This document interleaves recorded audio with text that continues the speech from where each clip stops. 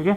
उसका मतलब ये नहीं है कि वो, क्योंकि सभी के अलग अलग पार्ट है, सभी के अलग अलग चीजें, तो सभी को अलग अलग, यानी पूरी बॉडी को चाहिए ब्लड, तो पूरी बॉडी को चाहिए अपनी को, और पूरी बॉडी को ब्लड चाहिए तो उस प्रकार के लेवल भी होना चाहिए, पढ़ाई वगैरह उस प्रकार की होनी चाहिए कि कौन सी किस जगह अपना इस प्रकार ध्यान होना चाहिए कि कौन सा काम कौन सी आर्टरी कर रही है, कहां से कौन सी लेके जा रही है, क्योंकि ब्लड में एक आर्टरी वेन का जाल है, अपनी पूरी बॉडी के अंदर एक ब्लड का जाल है जो आर्टरी वेन्स के रूप में है, जो पूरी बॉडी से लेती भी है और पूरी बॉडी को देती भी है।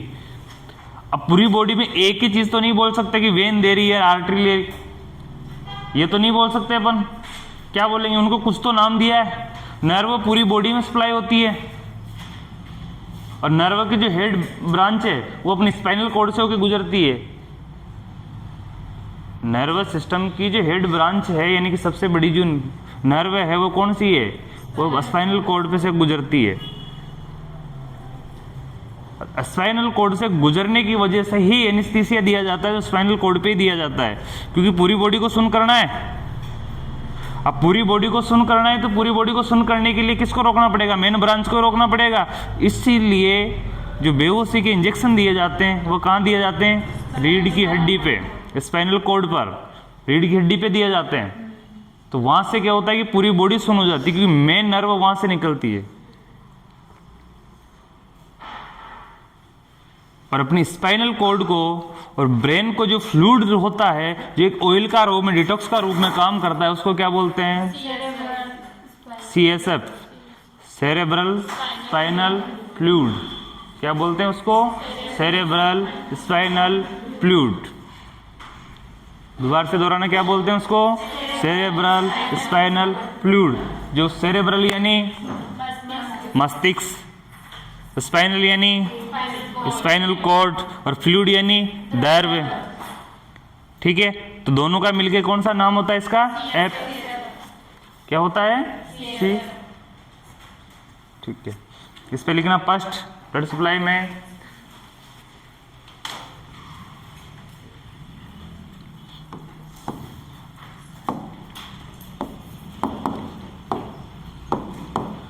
Artery,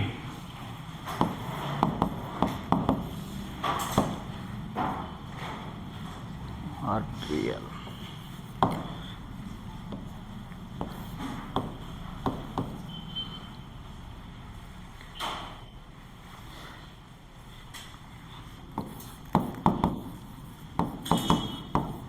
uterine artery. कौन सी आर्टरी दे रही है इसको ब्लड, यूटेराइन आर्टरी।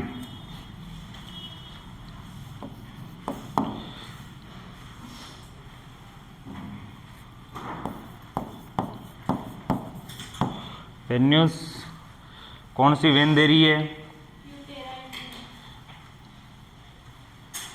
तो वेन भी कौन सी है, यूटेराइन वेन।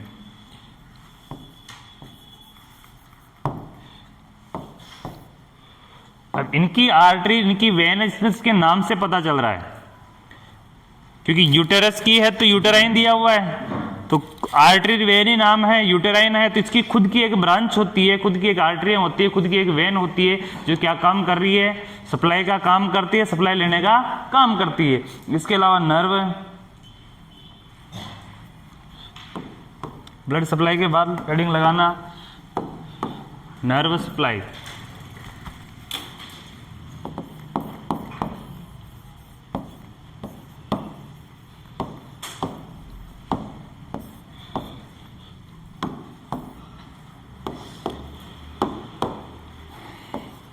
सबसे पहली नर्व कौन सप्लाई हुई, सिंपैथेटिक,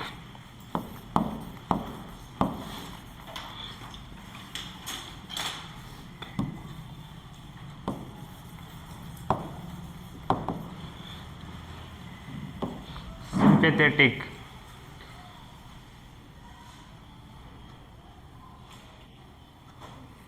और सिंपैथेटिक के अंदर भी दो नर्व हैं, कौन कौन सी है, हाइपोगैस्ट्रिक और ovarian nerve flex.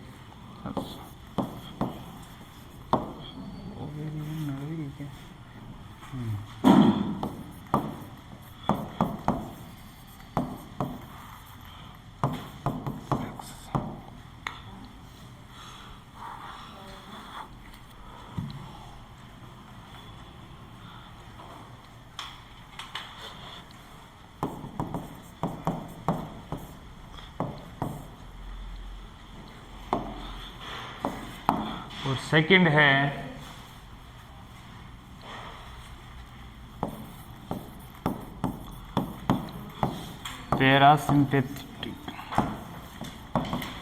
Parasympathetic nerve.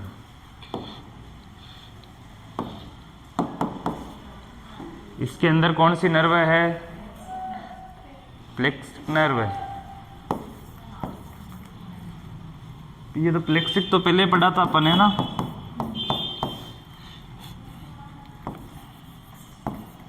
प्लेक्सिक nerve अभी कौन कौन सी है? S2 और S4।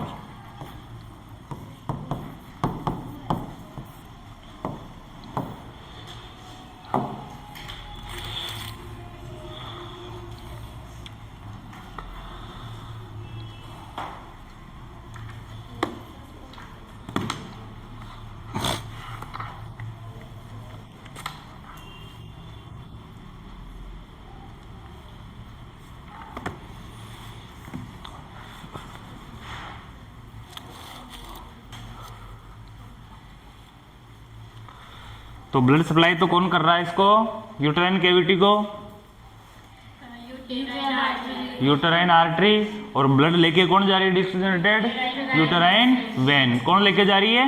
Uterine when. क्लियर है यहाँ तक? नर्व सप्लाई कौन कर रही है? सिंपैथेटिक और पैरासिम्पैथेटिक।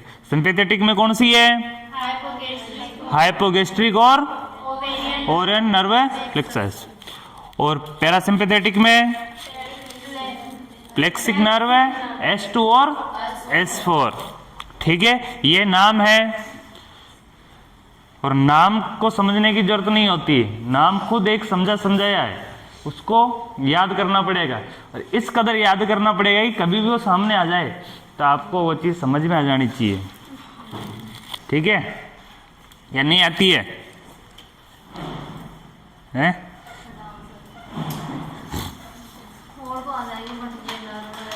मेरा नाम सबको मालूम है और मेरा नाम सबको पता है ना। अब मेरे से 10 साल बाद में मिलोगे तो मेरा नाम भूल जाओगे क्या? नहीं भूलोगे ना, क्योंकि नाम आपको याद है, इसलिए नाम याद कर लोगे ना। तो इनको 10 साल बाद में याद ऐसे नहीं होते हैं। याद करने के एक तरीका होता है, एक ध्यान केंद्रित करना पड़ता है, पढ़ना पड़ता है, अपने को उसके अंदर जाना पड़ता है, उसको जानना पड़ता है, तब जाके याद होते हैं। नहीं जानोगे ना तो याद नहीं होता है। जैसे इंसान के नाम की भी बात करें अपन, तो अपने जो नेता होते हैं, जैसे कोई चीफ मिनिस्टर है, कोई एजुकेशन मिनिस्टर है, कोई होम मिनिस्टर है, कोई प्राइम मिनिस्टर है, तो उनके नाम सभी को थोड़ी ना पता होते हैं। नहीं होते हैं। क्यों नहीं होते हैं? क्योंकि जिन्होंने उनको जाना है, समझने की कोशिश करते हैं, जिनसे उनका काम होता है, वो उनका नाम जानते हैं। और नहीं तो बताने के बावजूद भी बताए तो था, वो नाम था लेकिन अभी याद नहीं आ रहा है। तो याद नहीं आ रहा है, इसका मतलब ये है कि याद ही नहीं है, आ नहीं रहा है, वो है ही नहीं है। बोलते हैं लोग कि नाम याद तो था, सुना भी था, लेकिन अभी याद नहीं आ रहा है। तो कभी ये नहीं आने वाला, जब तक दोबारा नहीं जानोगे तब तक याद नहीं आने वाला वो। क्यों नहीं आने वाला? क्योंकि उस समय आपने उस पर लोड नहीं लिया, उसमें ध्यान नहीं दिया। और जिस चीज़ पे ध्यान दोगे उसको नहीं भूलोगे लाइफ में। नींद में भी चीज़ें याद रहती है।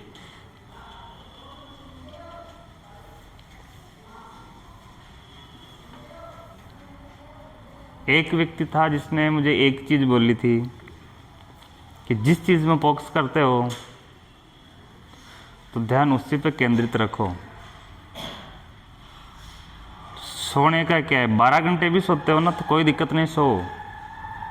उसने बोला था कि 8 घंटे 6 घंटे बोलते हैं लोग, लेकिन तो 12 घंटे भी सोना है ना तो सो, कोई दिक्कत नहीं है। 12 घंटे सोएगा, फिर भी कितने घंटे बचे तेरे पास? 12 घंटे। 12 घंटे में से 4 या 5 घंटे जितने तू तेरे टारगेट को फोकस करना चाहता है उतना समय उतना निकाल, और उस समय में सबको एक तरफ रख, ओनली वही चीज टारगेट रख कि तू 4 घंटा पढ़ता है, 3 घंटे पढ़ता है, 2 घंटे पढ़ता है, कितना पढ़ता है। उस पढ़ाई को, उस 3 घंटे जो निकाल रहा है पढ़ाई के लिए, उसको इतना टारगेट रख कि उस समय मोबाइल फोन भी पास में मत रख। खाना वाना खा के जो भी करना है सब खा के बैठ। उस समय 3-4 घंटा तेरा पूर्ण रूप से फोकस, मच्छर की आवाज तक नहीं आनी चाहिए। कोई इमरजेंसी से इमरजेंसी काम हो तब भी नहीं जाना है। तेरा उस 4 घंटे जितना निकाल रहा है लाइफ में, वो फोकस किसके अंदर होना चाहिए? ओनली फॉर जिस टारगेट को आपने बंद रखा है उसी के अंदर होना चाहिए। बचा हुआ समय में उठाईगिरी करो, मोबाइल चलाओ, टीवी देखो, खाना खाओ, कुछ भी करो, लेकिन जितना आप टारगेट को समय दे रहे हो ना, तो वो समय ओनली फॉर टारगेट का होना चाहिए। किसका होना चाहिए? उस टारगेट का होना चाहिए। जितना समय आप दे रहे हो वो पूरा समय टारगेट को होना चाहिए। अब ऐसा नहीं है कि अपन किताब खोल के बैठे हैं, कॉपी भी खोल के बैठे हैं, मोबाइल फोन भी वहीं रखा हुआ है, अन्य चीजें भी वहीं रखी हुई है, अपना काम भी पेंडिंग पड़ा है, किताब छोड़ रहे हैं, एक पेज पढ़ा है, क्वेश्चन पढ़ा है, किसी ने आवाज लगा दी, वहां से उठ के उस काम को भी करने जा रहे हो, वापस भी आ रहे हो, फिर कोई दूसरा काम याद आ गया, फिर 10 मिनट पढ़ने बैठे, कुछ चीज पढ़ी, फिर कोई दूसरा काम 10 मिनट के लिए फिर निकल के चले गए, फिर 10-5 मिनट बैठे, 10-5 मिनट बैठने के बाद फिर मोबाइल में कोई मैसेज आ गया या किसी का कॉल आ गया, तो डिस्टर्बेंस हुआ कि नहीं हुआ? हुआ कि नहीं हुआ? इस प्रकार से आप दिन भर किताब लेके बैठे रहो ना।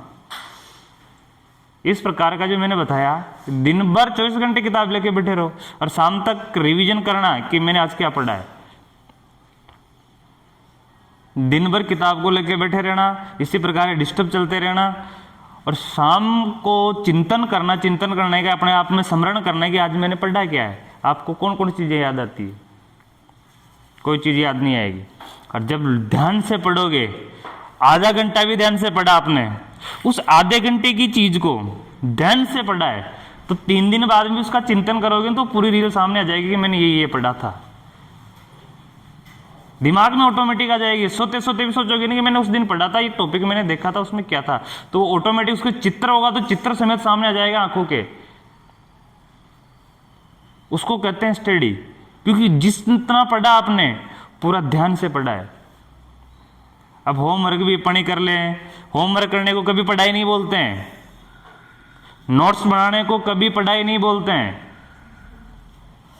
कॉपियां छापते रहो, भरते रहो, बोल 10-10 घंटे भी कॉपी में होमवर्क कर रहे हो ना, और बोल रहे हो कि पढ़ाई कितनी की, बोलते हो कि 10 घंटे पढ़ाई की, तो पढ़ाई नहीं है।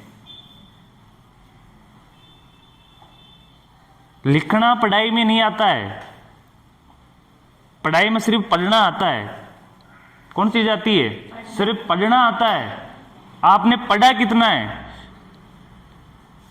बहुत से लोग क्या करते हैं कि अभी मेरे साथ एक लड़का रहता है, उसने कोर्स ले रखा है ऑनलाइन, 12th भी चल रही है साथ में उसने PMT की करने के लिए, यानी कि डॉक्टरी की करने के लिए उसने साथ के साथ ऑनलाइन कोर्स ले रखा है। मैंने उसको भी एक ही दिन ये बोला कि तू दिन भर जो तेरा टेबलेट चला के बैठा रहता है, उस चीज को तू कॉपी में नोट करता है ना, ये तेरी पढ़ाई नहीं है। तो ओनली क्लास देख रहा है, और क्लास में जो लिखा रहा है वो टीचर, उस तू कॉपी में लिख रहा है ओनली, वो काम क्या है तेरा? कॉपी में लिख रहा है, उसको समझ रहा है, कॉपी में लिख रहा है, समझ रहा है, कॉपी में लिख रहा है, जैसा क्लास ले रहे हैं वैसे ले रहा है। लेकिन इसका तेरा विवरण कहां हुआ, इसका चिंतन कहां हुआ, इसकी पढ़ाई कहां हुई, इसका रिवीजन कहां हुआ? वो 8 घंटे से होता है, स्कूल भी नहीं जाता है, क्योंकि स्कूल का तो सिलेबस उनके 3 महीने पहले कंप्लीट हो चुका है। 3 महीने से स्कूल नहीं जाता है, ओनली वही देखता है। लेकिन वही जितना टाइम देखेगा, तो जितना टाइम बस वो टेबलेट में ही पढ़ता है, वही चीज देखता है, उसी को उतारता है, सिलेबस को कवर करता है, लेकिन वो पढ़ाई तो नहीं कर पा रहा उसमें। उसके लिए उसको समय निकालना पड़ेगा, उसके साथ उसको घंटे 2 घंटे जो लिखा है उसने, दिन भर क्लासें देखी है उसने, उसका रिवीजन भी तो करना पड़ेगा, लेकिन रिवीजन हो ही नहीं पा रहा है, क्यों? क्लासें 8-8 घंटे क्लासें चलती है, 8 घंटे क्लास देखेगा कोई व्यक्ति तो रिवीजन कब करेगा? करेगा नहीं कर सकता, किसी स्थिति में नहीं कर सकता। इसलिए रिवीजन बहुत इंपॉर्टेंट है। तो जितना समय निकालते हो पढ़ने का तो पूर्ण 1 घंटा ही निकाल लो, कोई दिक्कत नहीं। यहां से पढ़ के जाते हो, इसका रिवीजन करने के लिए आपके एक ही सब्जेक्ट है, एक ही सब्जेक्ट है ना, ऐसे नहीं कि 4-5 सब्जेक्ट है, अभी तो एक ही चल रहा है, एक ही सब्जेक्ट है ना, तो आपके पास 1 घंटा काफी है। पूरे दिन में 24 आवर्स में से 3 घंटे यहाँ के और 1 घंटा घर पे दे दो। समझ में नहीं आए तब बताना, लेकिन पूर्ण ईमानदारी से देना 1 घंटा भी, कि जिसमें कोई डिस्टर्बेंस, मच्छर की आवाज भी नहीं आनी चाहिए। इतना ध्यान देके पढ़ोगे, फिर बोलते समझ में नहीं आए। अरे समझ में नहीं, आप पूरी किताब लिख सकते हो, पर पढ़ो तो सही उस प्रकार से जो पढ़ा है आपने, उसके वैसे वैसे नोट्स आप बिना देखे उतार सकते हो, हर चीज उतार सकते हो।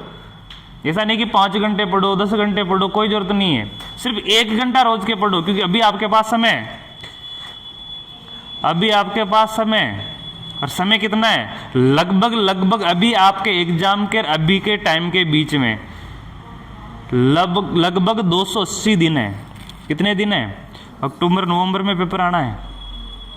कितने दिन है? लगभग 280 दिन है। और 280 घंटा आपने ईमानदारी से पढ़ा हो तो आपकी किताब क्या चीज है? 280 घंटे में तो कुछ भी पढ़ सकता है व्यक्ति। 280 घंटे का मतलब होता है रोज का 1 घंटा पढ़ो, लिखो मत, ओनली पढ़ो। और इस कदर पढ़ो कि आप ईमानदारी से पढ़ ही रहे हो, यानी रोज का रोज आप यहाँ पढ़ते जा रहे हो, पढ़ के जा रहे हो। तो यहाँ समझाने में, एक्सप्लेन करने में समय लगता है, लेकिन उसमें आपके 2 से 3 पेज भरते होंगे। एक्सपीरियंस वाला व्यक्ति हो ना तो उस 3 पेज को 10 मिनट में रिकवर कर सकता है, 10 मिनट में उसका रिवीजन कर सकता है। लेकिन फिर भी 1 घंटा है, 1 घंटा उस पेज को इतना अच्छे से पढ़ो। 1 घंटे में 3 पेज याद नहीं होते पढ़ने को। लोग 15 मिनट अखबार में नजर मारते हैं ना, तो अखबार की सारी हेडिंग याद कर लेते हैं 15 मिनट में। चलते चलते अखबार को उठाएंगे, पेज पलटेंगे, उसकी जो देखेंगे ना, तो 15 मिनट में अखबार को इतना ग्रहण कर लेते हैं कि उसके बाद पूरी न्यूज बता देते हैं। जाते हो कि आज मैंने अखबार में ये चीज पढ़ी थी, आज ये कांड हुआ, हर चीज बारीक से बारीक बता देता है। और वो कुछ नहीं करता, पढ़ता नहीं उसमें, ओनली नजरी घुमाता है कि कौन सी खबर क्या चीज है, क्या क्या क्या क्या आई है। और अखबार कितना बड़ा होता है देखते हो। लेकिन जब तक वो अखबार पढ़ रहा होता है, जब तक कभी किसी को डिस्टर्ब करके देखना, उसका ध्यान पूरा केंद्रित होता है। तो ध्यान केंद्रित रखो। एक हमारे टीचर थे, उनका पढ़ना वो एक ही चीज, हिंदी के टीचर थे, अभी मॉडल स्कूल में पढ़ाते हैं, हिंदी के लेक्चरर है मॉडल स्कूल के अंदर, यहाँ पनवाड़ी जाटो के थे। उनके क्या कि गन्ना था, गुड़ हुआ करता था। उनका एक ही मानना था कि जितना पढ़ना है, 1 घंटा पढ़ लिए, 1 घंटा पढ़ने के बाद फिर बॉडी को डिटॉक्स चाहिए। अपनी बॉडी को क्या चाहिए? डिटॉक्स यानी रिलैक्स चाहिए, क्योंकि माइंड लंबे समय तक काम नहीं कर सकता। अपन कोई भी माइंड का काम कर रहे हैं ना, तो उसको रिलैक्स होने के लिए 10-20 मिनट का ब्रेक चाहिए। तो उनका ब्रेक ये हुआ करता था कि वो खाने के बहुत शौकीन थे, और खाने भी मीठी चीज खाने के बहुत शौकीन थे। तो गुड़ खाया करते थे। क्या खाते थे? गुड़।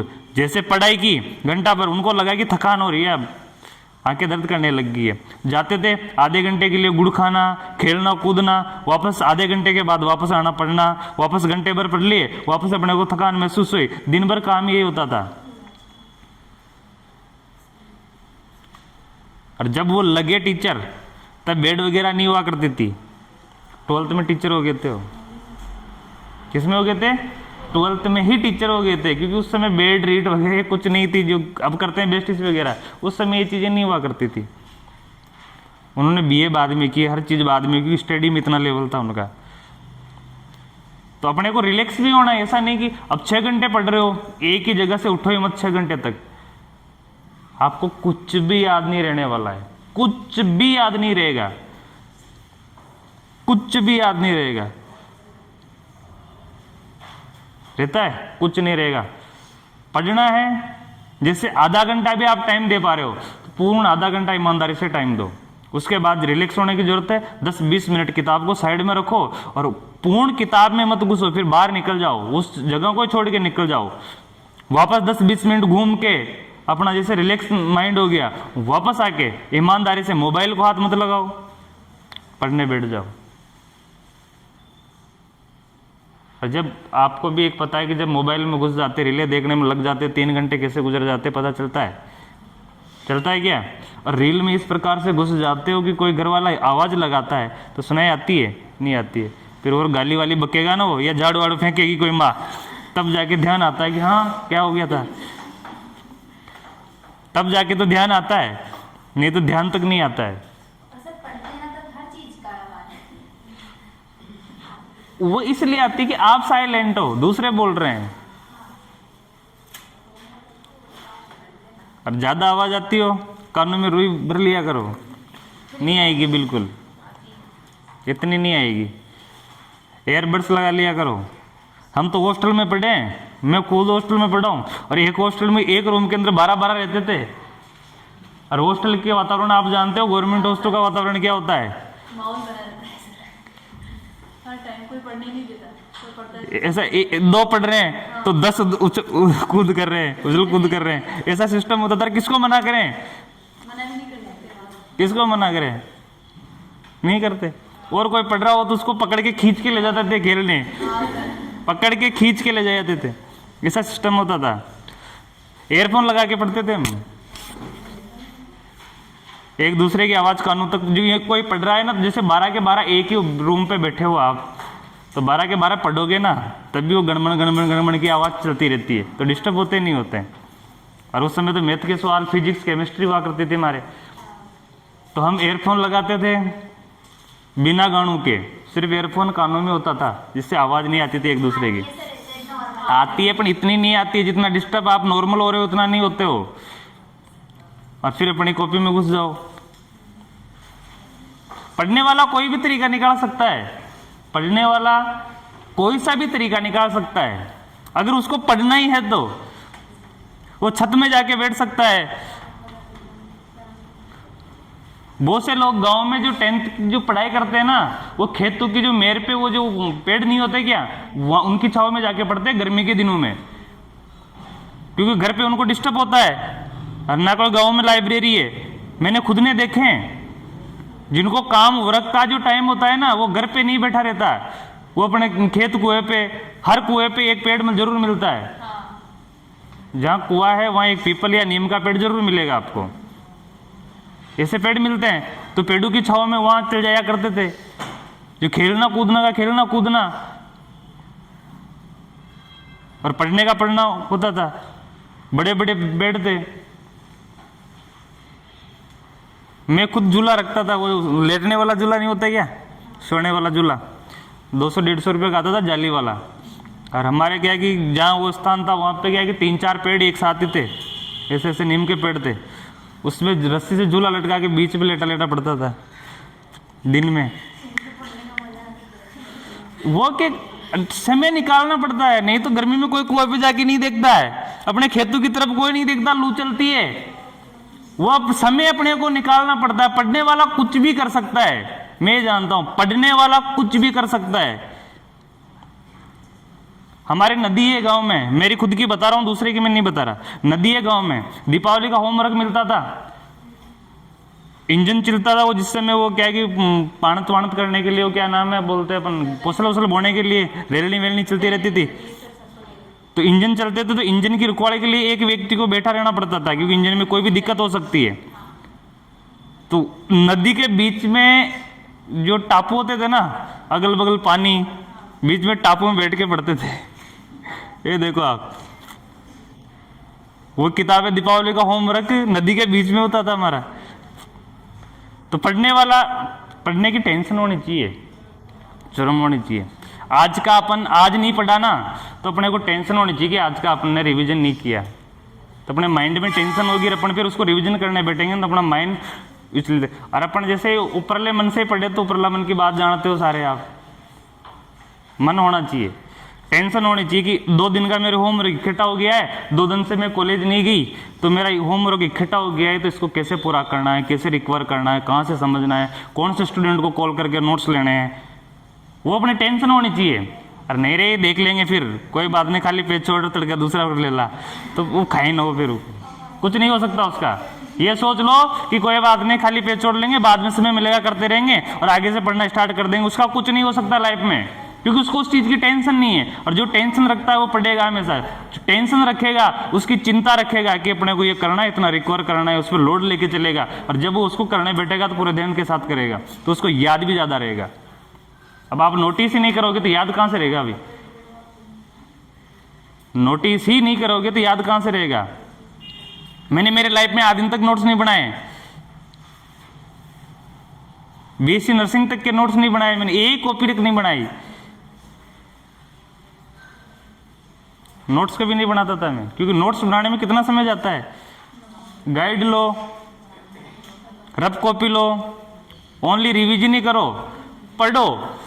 क्लास से पढ़ के आते, मैं क्लास में कभी नोट्स नहीं बनाए, आप ये बात कर रहे हो, क्लास में मैं रफ में लिखता था ओनली, और उस रफ का ही रिवीजन करता था। अभी रफों का पढ़ा होगा मेरे पास एक भी रजिस्टर नहीं है, कभी नोट्स नहीं बनाए मैंने, हकीकत है।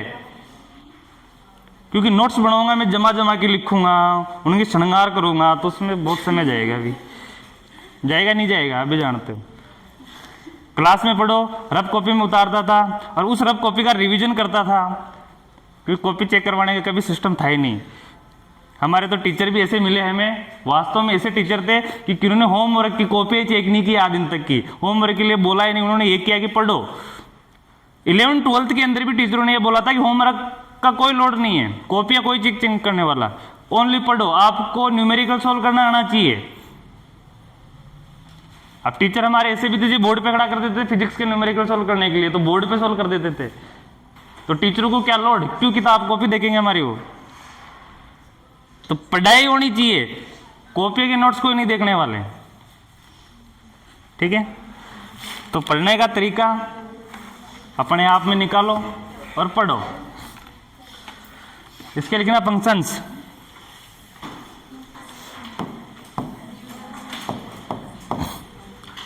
मेरे को इस संस्था में आने के बाद एक चीज जरूर पता चली कि पढ़ने के लिए स्टूडेंट बहुत कंफ्यूजन है।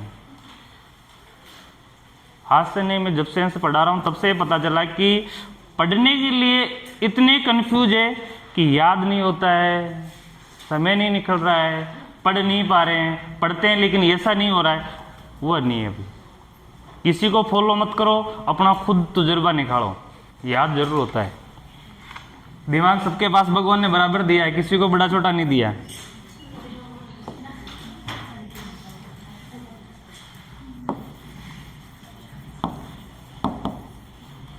फंक्शंस,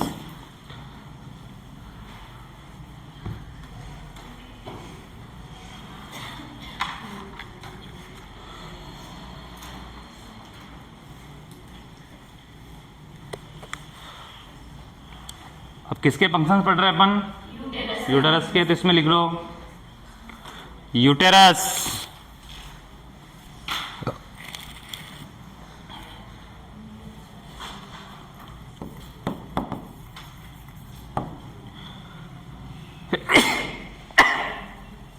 स्पर्म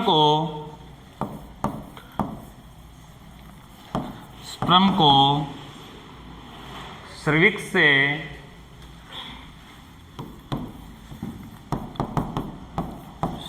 से ग्रहण करता है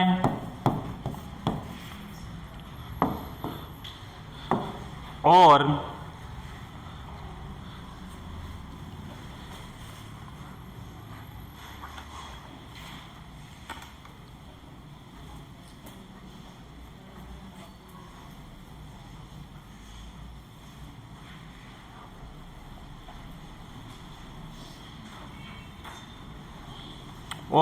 निषेचन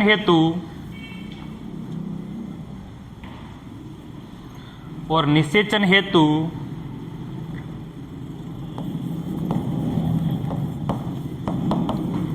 फैलोपियन ट्यूब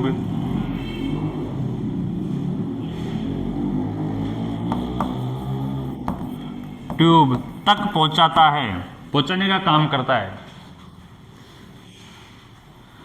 तक पहुंचाने का काम करता है।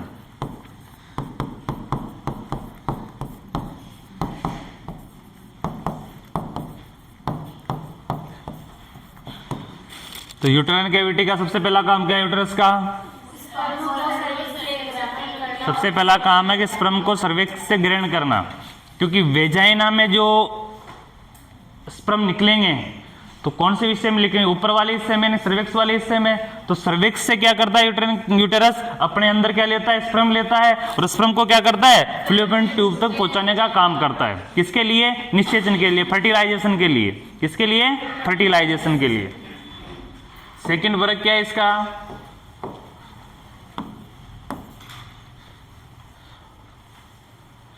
प्रेगनेंसी के दौरान या गर्भावस्था के दौरान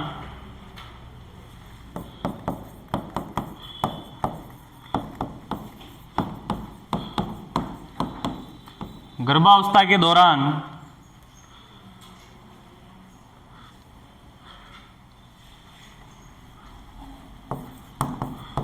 भ्रूण को पोषण प्रदान करना, गर्भावस्था के दौरान भ्रूण को पोषण प्रदान करना,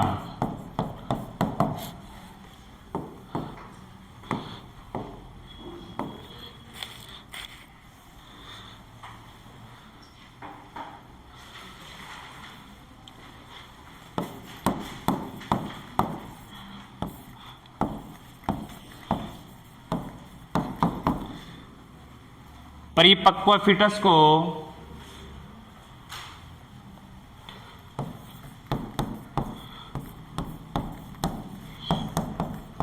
बाहर निकालने में मदद करना, परिपक्व फीटस को बाहर निकालने में मदद करना।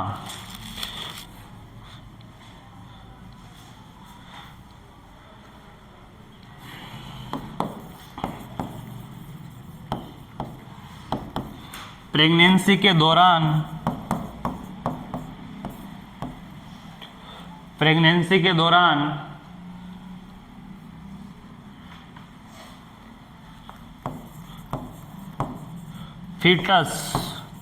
फीटस डेवलपमेंट में सहायता करना,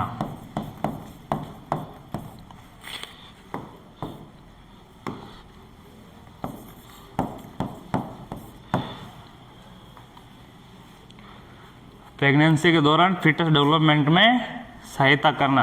सर ये एम्ब्रियो और फीटस में क्या डिफरेंस है? एम्ब्रियो और फीटस। एम्ब्रियो फीटस से पहले की अवस्था है, फीटस से पहले वो भी एक अवस्था है। कितने महीने? वो तो छोटा बच्चा जो गर्भ में होता है उस समय की अवस्था होती है। और फीटस उस जगह की बात है कि फीटस तो जब बच्चा एक डिलीवरी की स्टेज में जाता है उसके बाद हो जाता है, और जब गर्भ के अंदर है तो उसको एम्ब्रियो भी बोल सकते हैं अपन। फीटस तो बच्चा तो शिशुअवस्था में बाहर आने के बाद होगा, इन्फेंट एज होगी ना, इन्फेंट से पहले की बात है, इन्फेंट से पहले की एज होती है फीटस। हाँ, फीटस इन्फेंट से पहले की एज होती है। ऐसे अपन आगे पढ़ेंगे वो चीज़ें फर्टिलाइजेशन में, कौन कौन सेल बनेगी, कौन कौन से ये बनेगा, कौन कौन से अवस्थाएं आएगी, वो सारी अपन डिटेल वाइज पढ़ेंगे, कौन कौन से नाम आएंगे। बहुत सी स्टेजें आती है अंदर भी। जाइगोट बनता है, सेल बनती है, जाइगोट के बाद एम्ब्रियो बनता है, कौन कौन सी चीज़ें हैं वो सारी पढ़ेंगे डिटेल से। अभी फीटस डेवलपमेंट में सहायता करता है।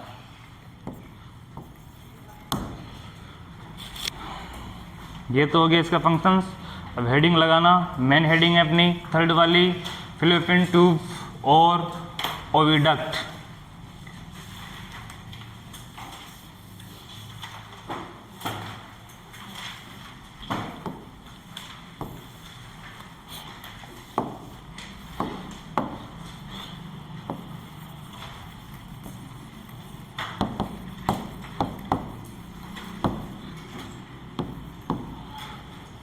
ट्यूब और ओविडक्ट।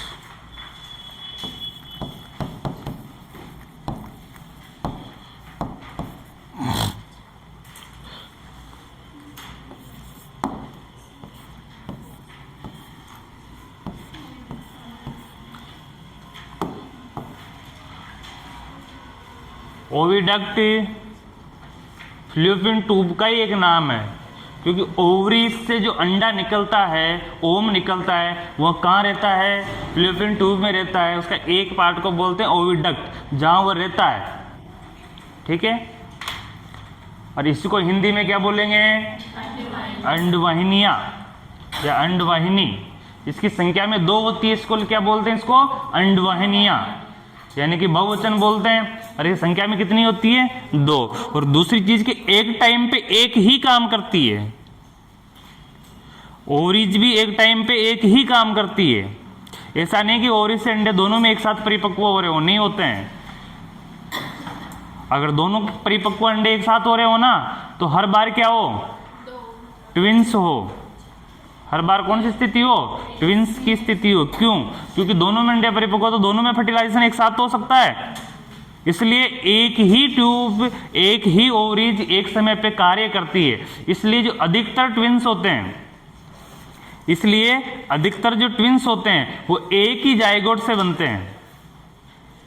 एक ही फर्टिलाइजेशन से सेल्स के टुकड़े हो जाते हैं और उनसे बनते हैं। और एक कुछ अपवादों में ऐसा होता है कि अलग अलग प्लेसेंटे से अलग अलग बच्चे अलग अलग वोम के साथ फर्टिलाइजेशन करके भी होते हैं। तो कुछ केस में वो आगे पढ़ेंगे अपन डिटेल वाइज।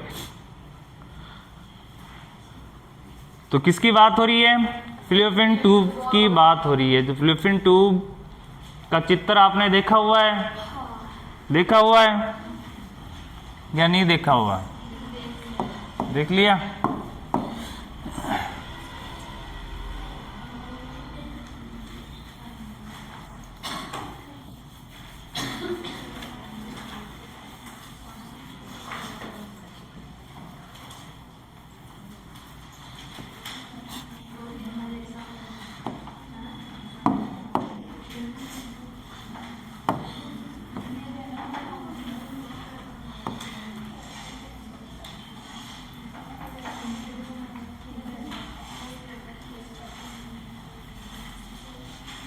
अरे बातें नहीं,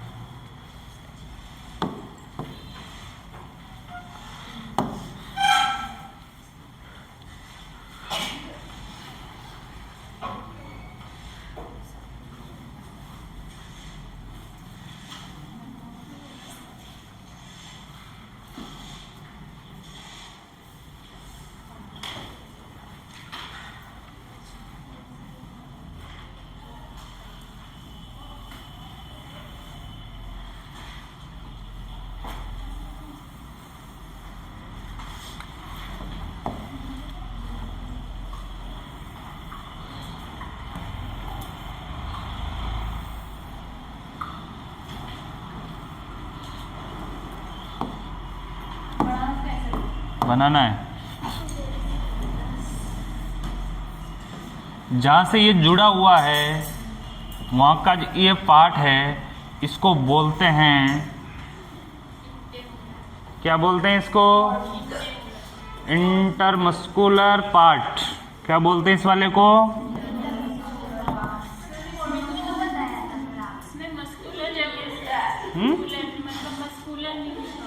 अरे बातें नहीं, क्या हो गया? कहाँ पे? एंटेमुलर लिखा होगा, इंटरमस्कुलर एंटेमुलर कोई दिक्कत नहीं, वो एक ही चीज है। अरे वो नाम दिया हुआ है पार्ट का, एक चीज तो नहीं है, नाम दिया हुआ है। डक्ट्स, इंटरमुलर डक्ट बोल दो। इसके अलावा क्या? कोर्नो भी बता रहे हैं ना। तो ये जुड़ा हुआ जो पार्ट है, जहां से जुड़ा हुआ पूरा गैप दिया है मैंने इस प्रकार से, इस वाले पार्ट को बोला जा रहा है कोर्नो।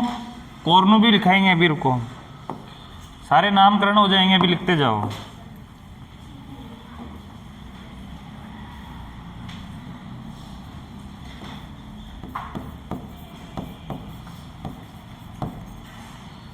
इस्थमस,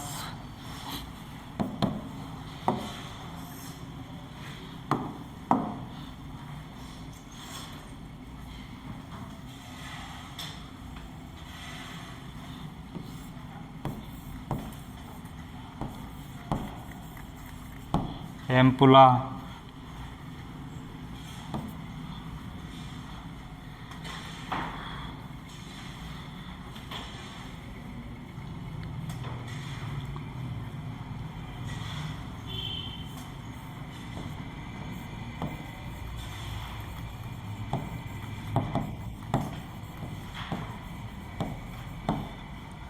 इन्फंडिबुलम,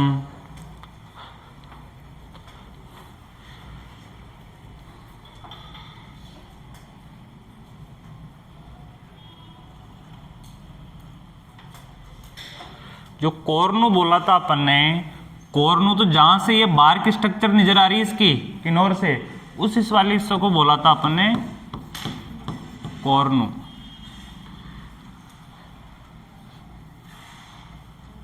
लेकिन ये यहां से थोड़ी जुड़ी हुई है इसकी स्ट्रक्चर, जहां इसकी लेयर है अंदर तो अंदर तक आ रही होती है ना, तो जो अंदर तक पार्ट आ रहा है उस पार्ट को बोला गया था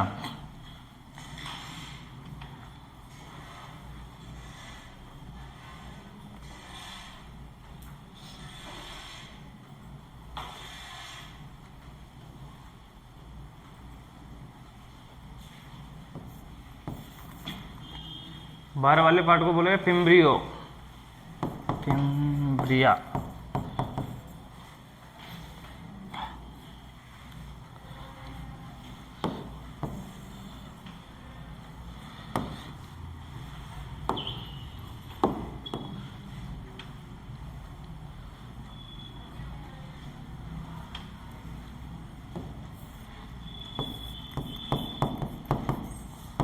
ओस्टिमस,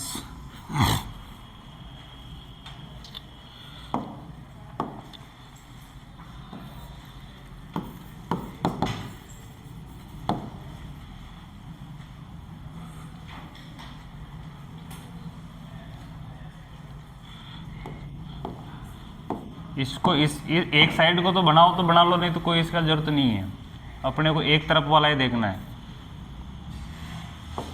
क्योंकि अपन जिस फ्लिप एंड ट्यूब की बात करें तो दोनों को बनाना जरूरी नहीं है, क्योंकि दोनों के पार्ट सेम है, इसलिए ऐसा चित्र बना लो।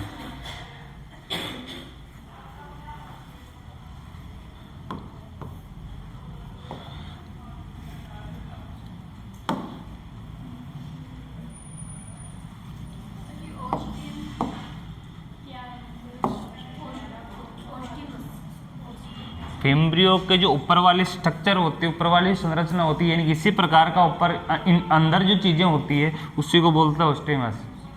यानी कि जो अंगुली के जैसे स्ट्रक्चर है बाहर, तो उसके अंदर जो स्ट्रक्चर होती है, जो उसको पकड़ने का काम करती है, ओम को अंदर खींचने का काम करती है, उसको बोलते हैं ओस्टेमस। जो बना तो रखी है छोटी बाहर से, तो वो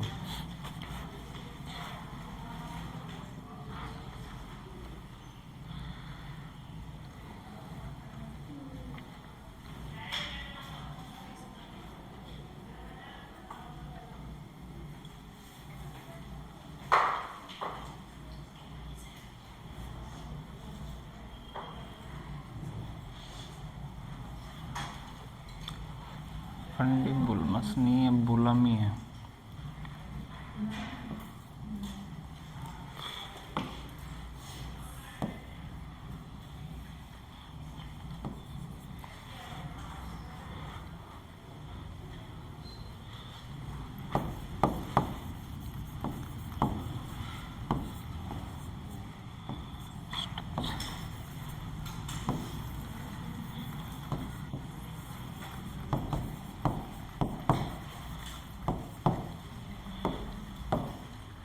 नाम लिख लेना इसका स्ट्रक्चर ओ,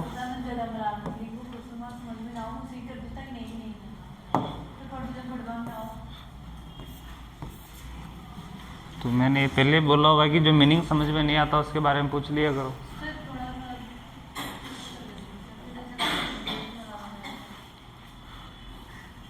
वैसे मैं मिला के भी लिखता हूँ, उसके हर चीज समझ में आती है।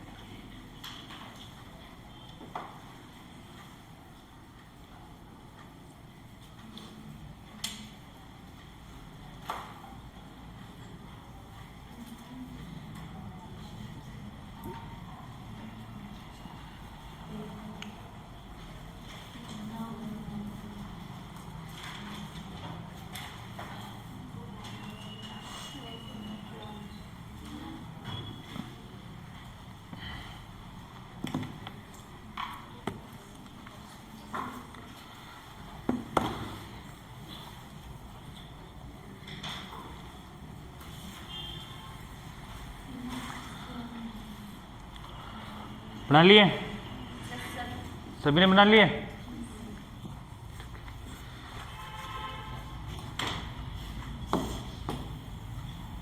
स्ट्रक्चर ऑफ फिलोपियन ट्यूब लिख ली?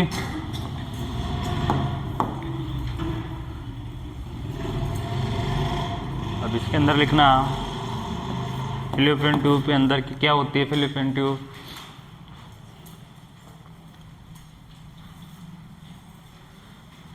फिलोपियन ट्यूब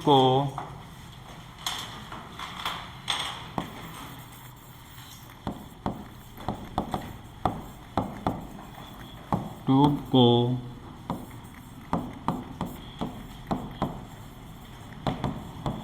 यूटेराइन ट्यूब भी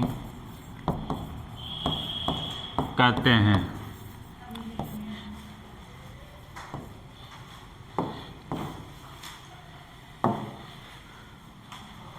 फिलोपियन ट्यूब को यूटेराइन ट्यूब भी कहते हैं।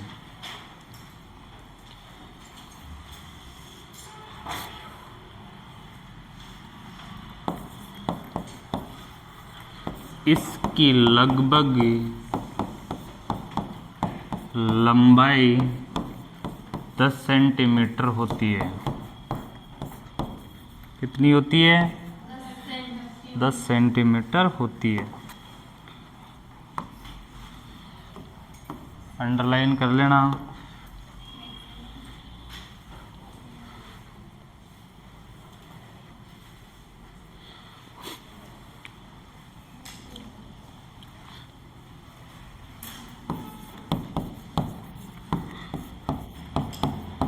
इसके दोनों सिरों पर ओपनिंग होती है।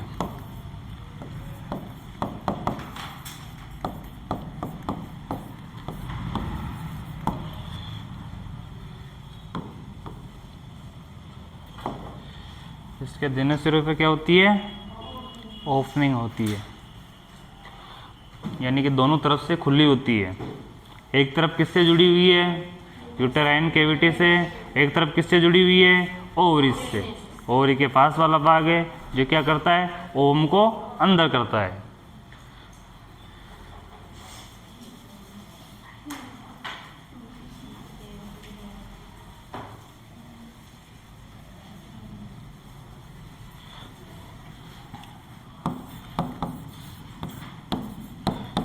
एक सिरा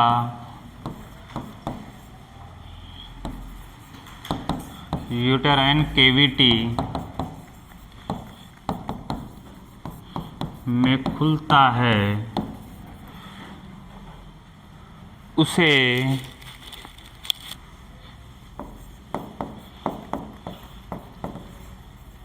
यूटेराइन ओपनिंग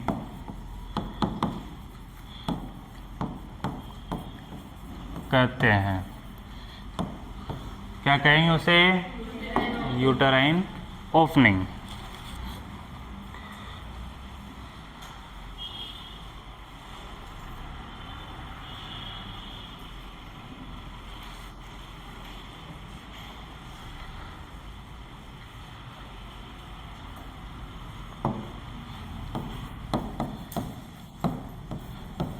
इसका व्यास 1 mm होता है। 1 मिलीमीटर, यानी कि बिल्कुल छोटा सा 1 मिलीमीटर होता है व्यास। यानी इसके अंदर का जो व्यास है, जहाँ ये यूटेराइन ओपनिंग होती है, जहाँ से ट्यूब, तो उस चीज का जो व्यास वो कितना है? 1 mm, 1 millimetre. Centimetre, 100 centimetre, 100 millimetre मिलके 1 सेंटीमीटर बनाते हैं, इतना छोटा है।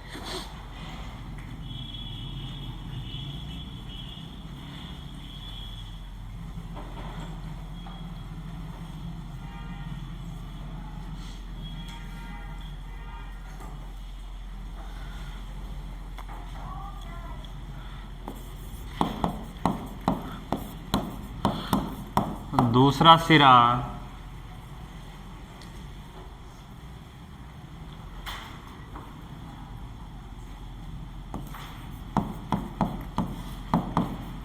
अंडा से दूसरा सिरा अंडा से यानी ओवरीज के निकट खुलता है। दूसरा सिरा कहाँ खुलता है? ओवरीज के निकट खुलता है।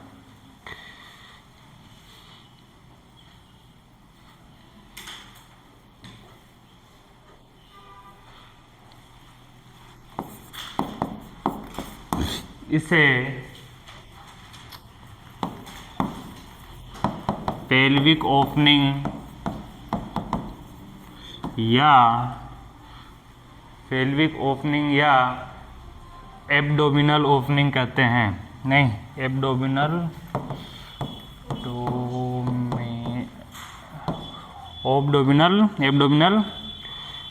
ओस्टिमस कहते हैं।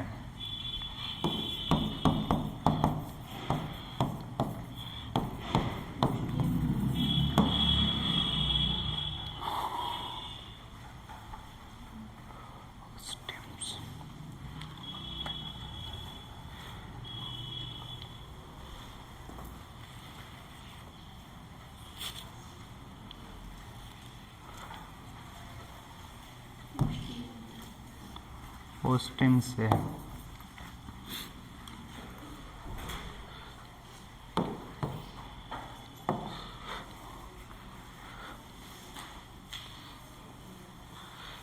इसका व्यास लगभग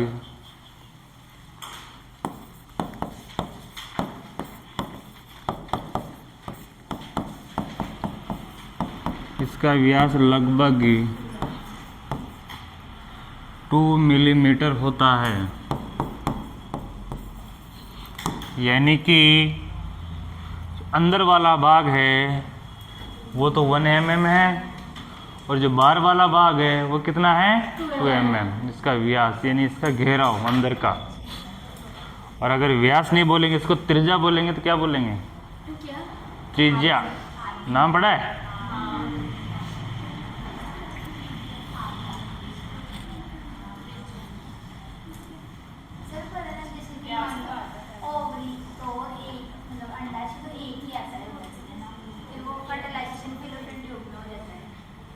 क्या?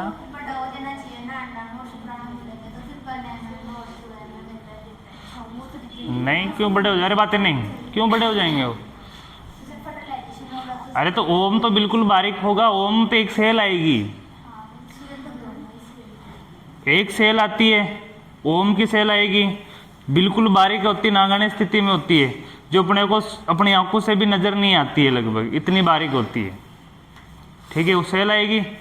और जो स्पर्म होता है, स्पर्म भी इतना बारीक होता है कि उसकी जो टेल हो गया, हेड हो गया, बीच वाले बॉडी वाला पार्ट हो गया, वो पार्ट अपन सूक्ष्मदर्शी से देखने के बाद पता चलता है, नहीं तो वो दिखाई नहीं देता है।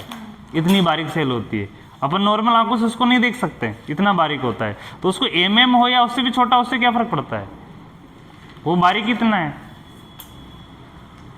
अरे जल जानते हो, पानी, वो पानी जैसी स्ट्रक्चर है, वो एक बाल इतनी सी नोक के इतना छिद्र में भी वो गुजर जाता है। पानी एक बाल जैसा छिद्र हो ना, वहां से भी रिसाव होता था। तो 1 mm 2 mm उनके लिए बहुत ज्यादा है, क्योंकि आकार छोटा है। अब उसमें एक ओम आएगा और एक स्पर्म है, दोनों फर्टिलाइजेशन करते हैं। तो फर्टिलाइजेशन करते हैं, एक से कितने हो गए? वो 2 से कितने हो गए? 4, 4 से 8 और 8 से 16 होते होते तो वो यूटेरिन ट्यूब में यहाँ कैविटी पहुंच जाते हैं।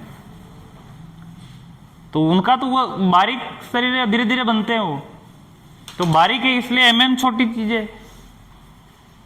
वो तो मान के चलो कि यूटेरिन पूरी कैविटी की साइज कितनी है? 8 सेंटीमीटर है। कितनी है? 8 सेंटीमीटर।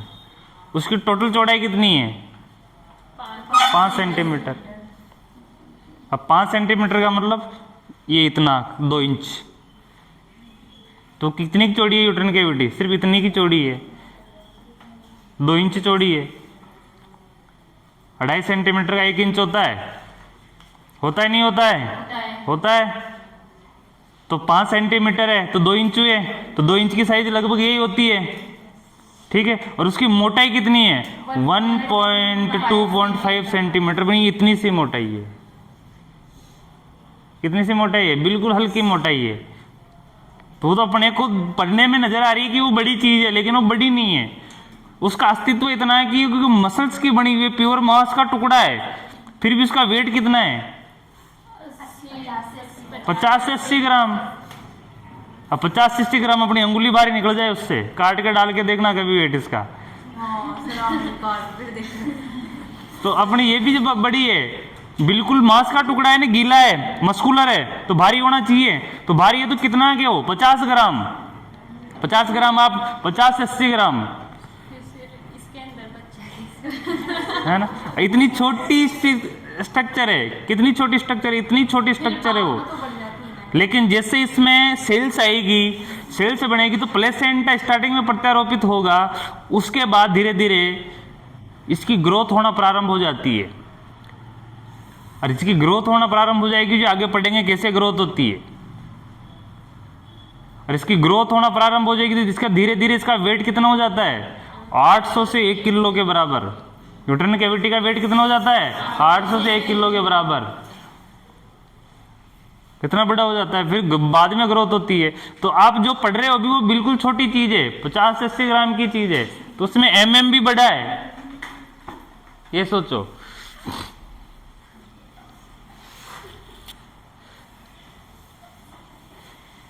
आगे लिखना, ओस्टियम के स्थान पर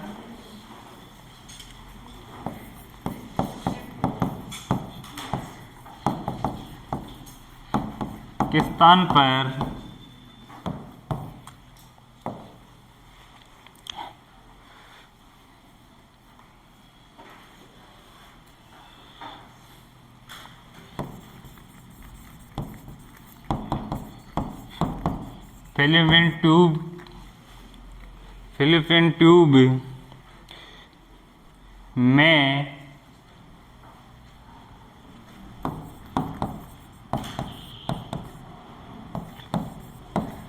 अंगुली नुमा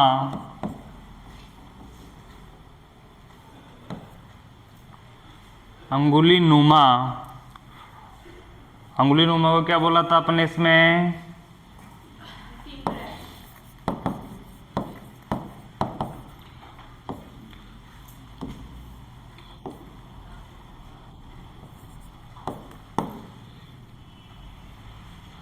अंगुली नुमा उबार होता है।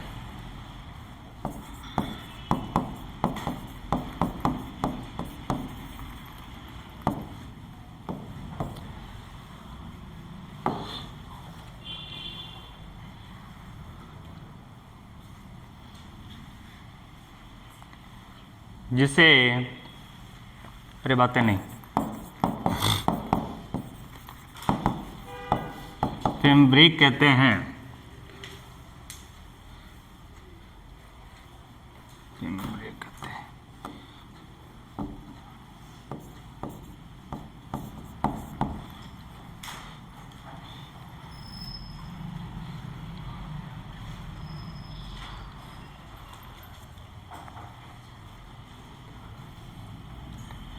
और इस पे आप, इसमें कंफ्यूजन नहीं होगी, इसके लिए IA लिख लो, नाम में मीनिंग में चेंज करो ही मत।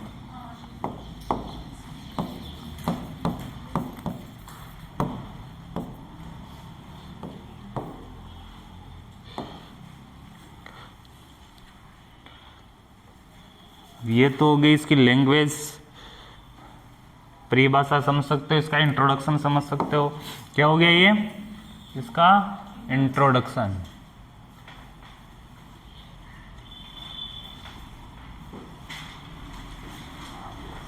नजर आ रहा सभी को?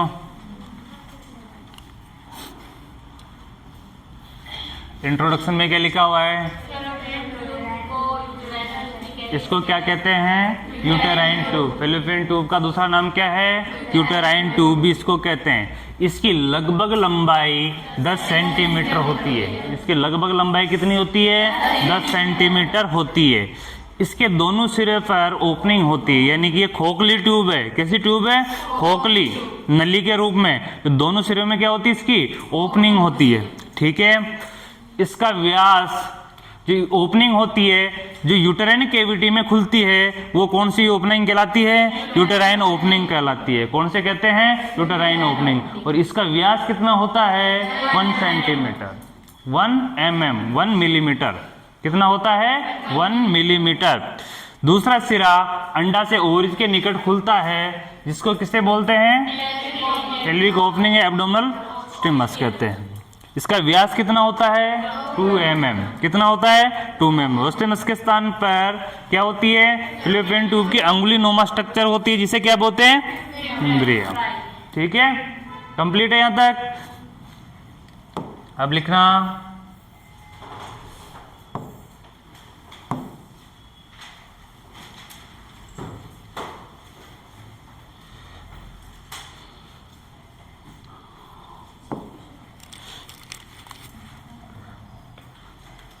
फिलिपियन ट्यूब के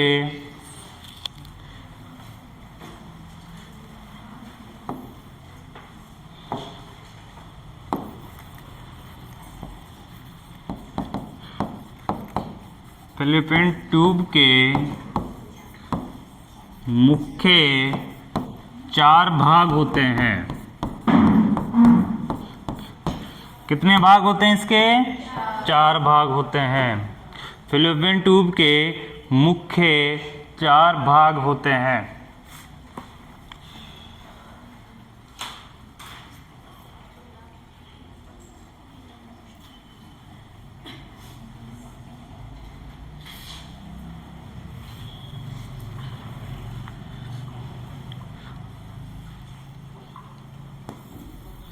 इसके 4 मुख्य भाग होते हैं और चारों भागों का नामकरण करते हैं।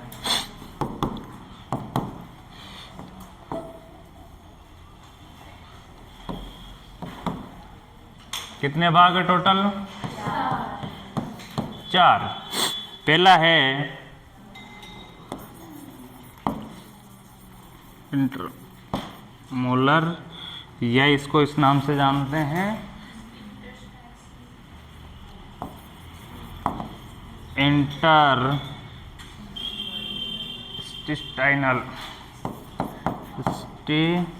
स्टाइनल है, टाइनल है, स्टाइनल।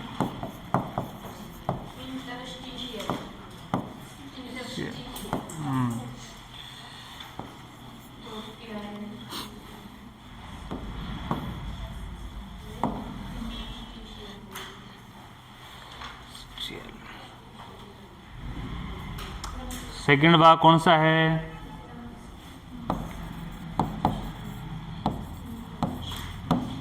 बस। थर्ड पार्ट कौन सा है? एम्पुला।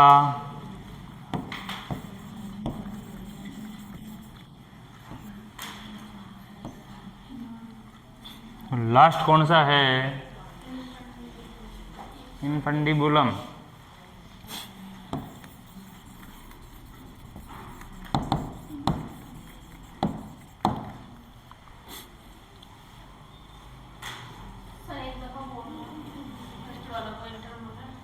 एंट्रेमोलर और एंटर इस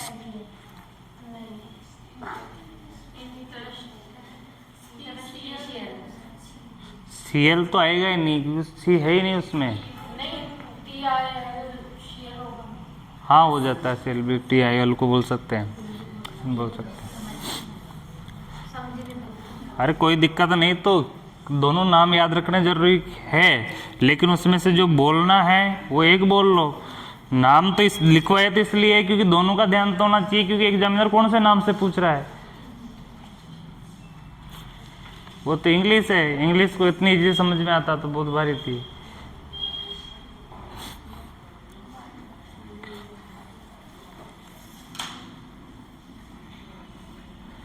तो इसकी हेडिंग लगाओ फर्स्ट।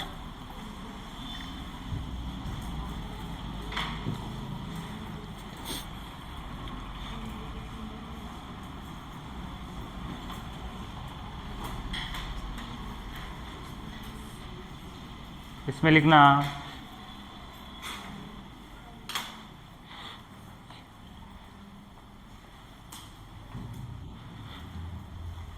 यह गर्भाशय की गर्भाशय की स्तन में स्थित भाग होता है। ये गर्भाशय की स्तन में स्थित भाग होता है, यानी कि गर्भाशय की स्तन से जुड़ा हुआ भाग होता है। इसकी लंबाई, ये गर्भाशय की स्तन में स्थित भाग होता है, इसकी लंबाई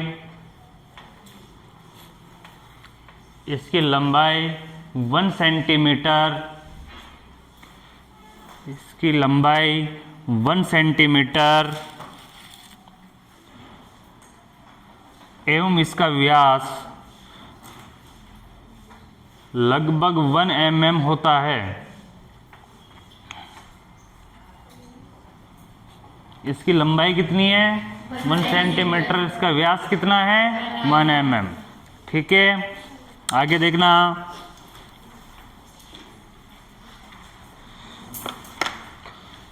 इस्तेमास में सेकंड वाला हेडिंग लगाओ।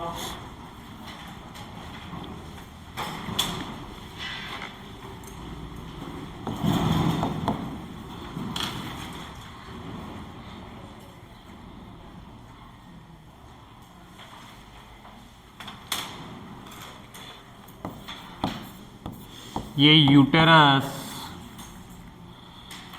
से बाहर निकला हुआ भाग होता है। ये यूटेरस से बाहर निकला हुआ भाग होता है।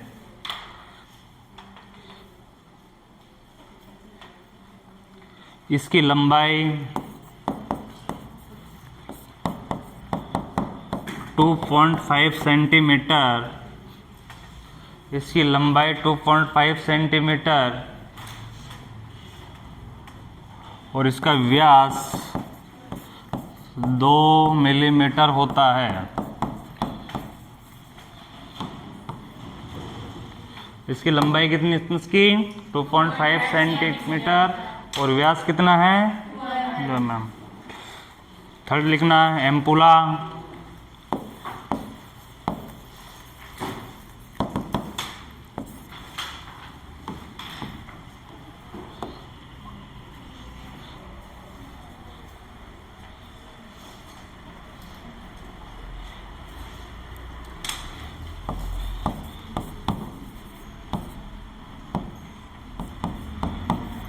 ये कुंडलित या मुड़ा हुआ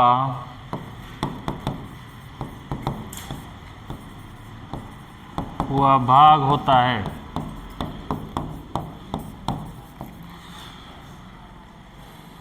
मुड़ा हुआ कैसे होता है?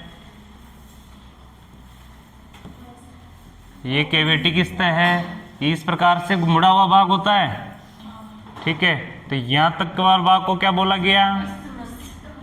क्या बोलते हैं? इस्थिमस। और ये वाला जो मुड़ा हुआ भाग है यहां से यहां तक का, ये इसको क्या बोलेंगे? एम्पुला। क्या बोलेंगे? एम्पुला। ठीक है, मुड़े हुए भाग को क्या बोलेंगे? एम्पुला।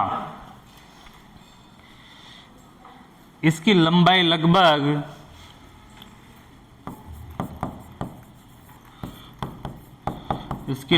लगभग 5 सेंटीमीटर होती है।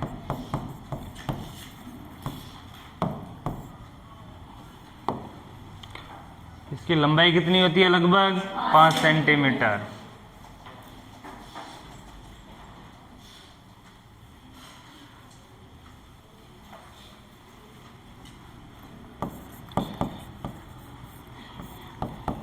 इसकी गुहा यानी कि कैविटी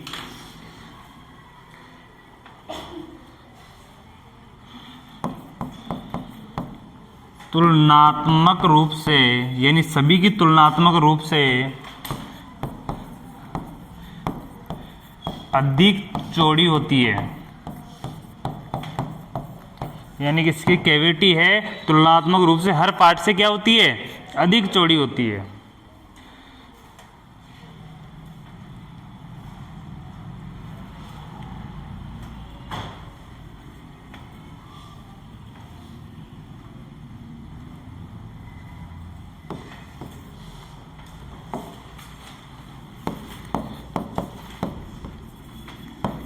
सामान्यतः इसी में फर्टिलाइजेशन या निषेचन की प्रक्रिया पूरी होती है।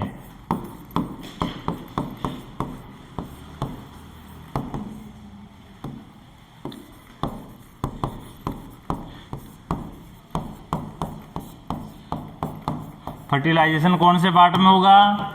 एम्पुला में। कौन से पार्ट में होता है? एम्पुला में।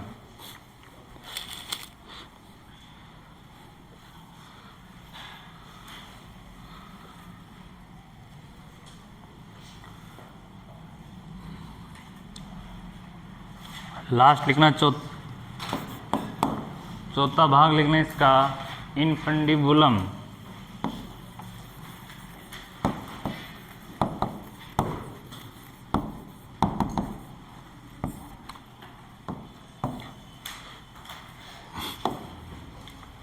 इनफंडिबुलम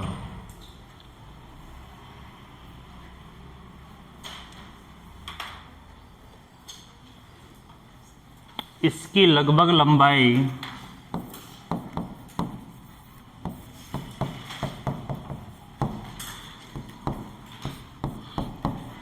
इसकी लगभग लंबाई 1.25 सेंटीमीटर होती है। 1.25 सेंटीमीटर होती है।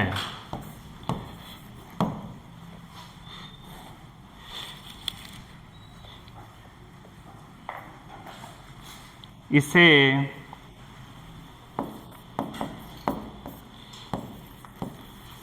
फैलोपियन ट्यूब का दूरस्थ फैलोपियन ट्यूब का दूरस्थ सिरा कहते हैं।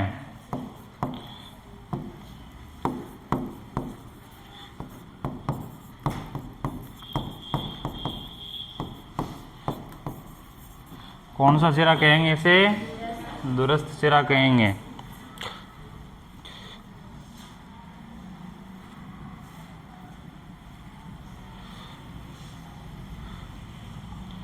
और इस भाग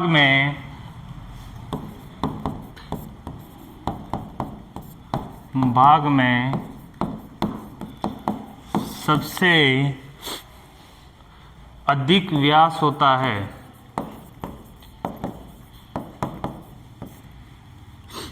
व्यास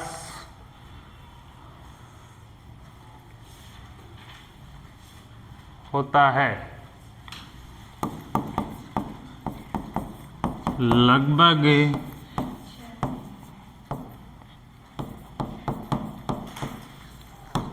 6 मिलीमीटर।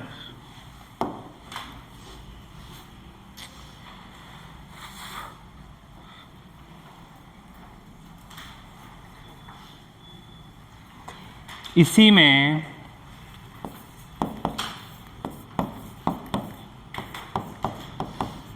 स्टेम ओपनिंग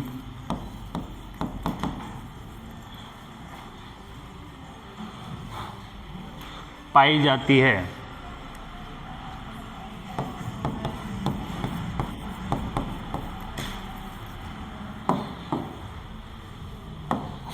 इसी में क्या पाई जाती है?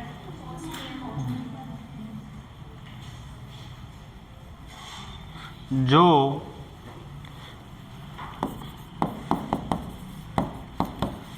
अनेक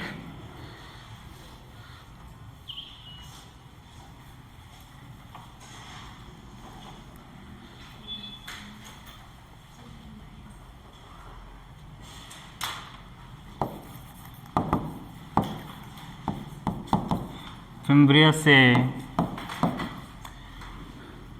घिरी रहती है।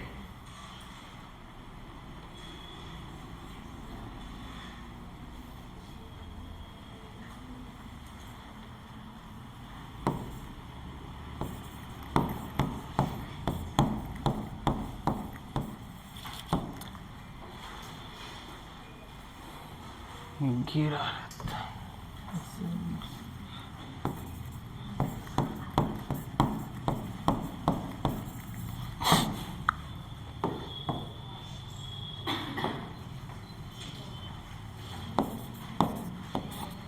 आगे लिखना ये है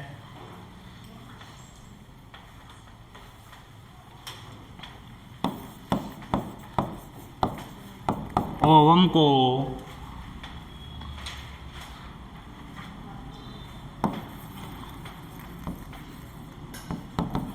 फैलोपियन ट्यूब के अंदर धकेलता है या धकेलते हैं।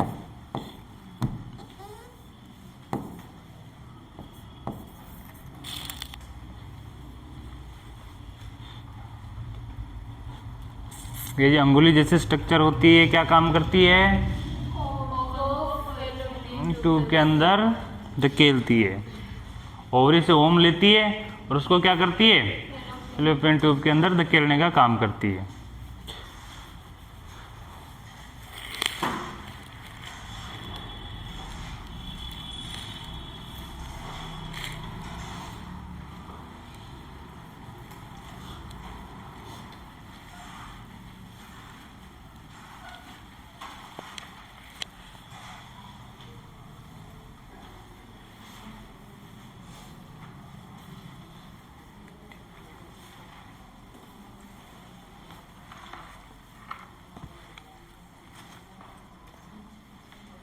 फंडीबुलम में क्या कौन कौन से पार्ट जुड़े हुए हैं?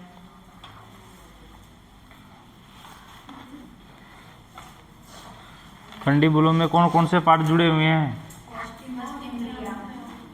और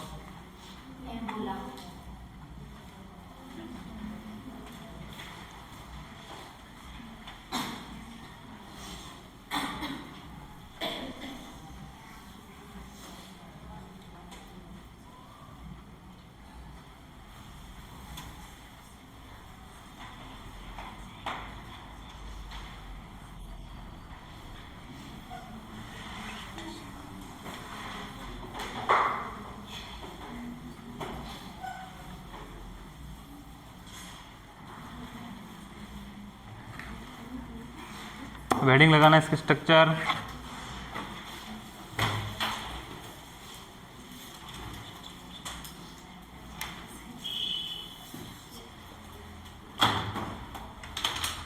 हेडिंग लगाना स्ट्रक्चर।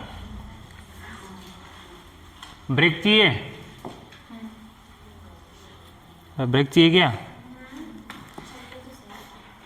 ब्रेक ले लो, 5 मिनट का ब्रेक काउंट लो।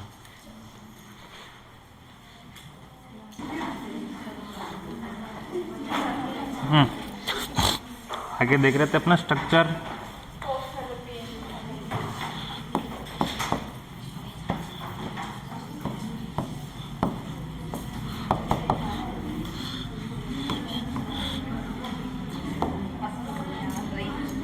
स्ट्रक्चर में लिखना, स्ट्रक्चर में लिखना फैलोपियन ट्यूब की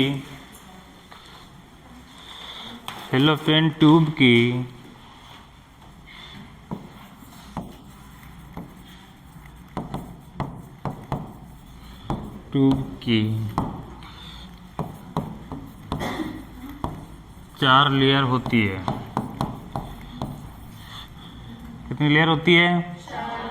4।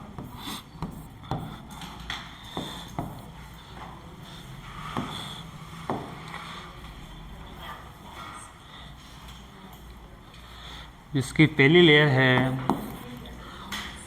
उसको बोलते हैं, क्या बोलते हैं? सीरोसा।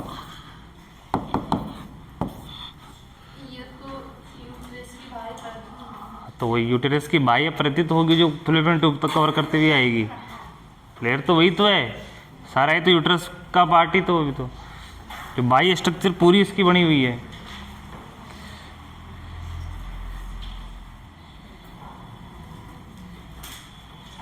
ये है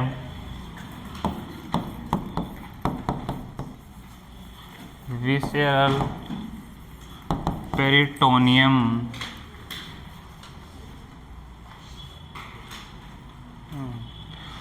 पेरिटोनियम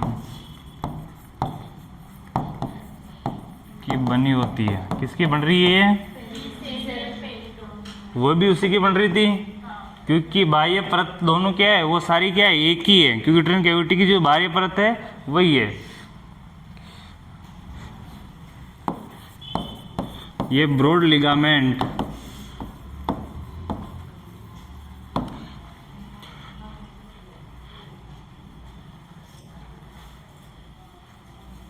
से जुड़ी रहती है।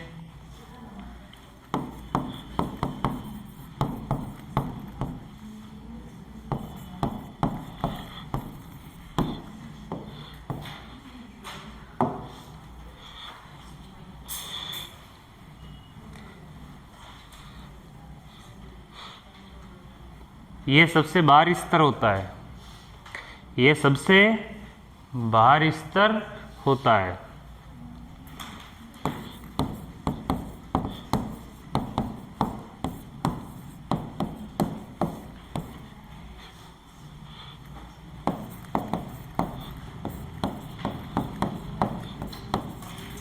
कौन सा स्तर है ये? बाहरी स्तर। सेकंड देखना,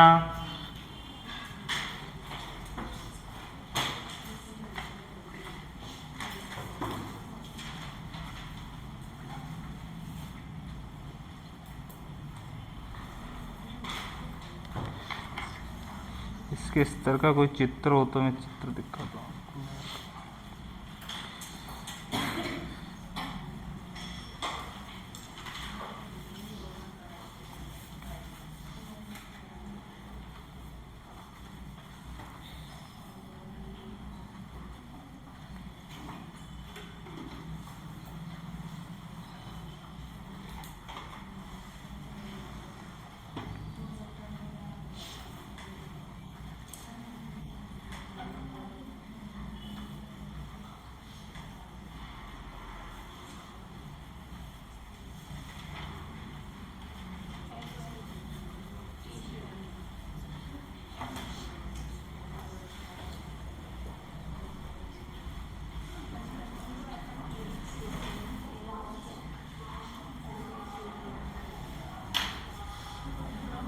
इसका कोई ऐसे लहरों का कोई चित्र नहीं है।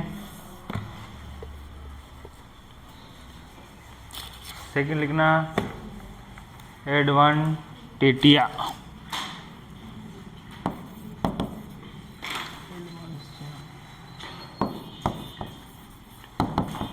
टिया,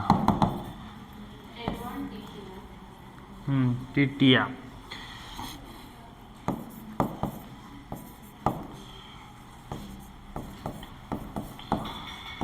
टिटिया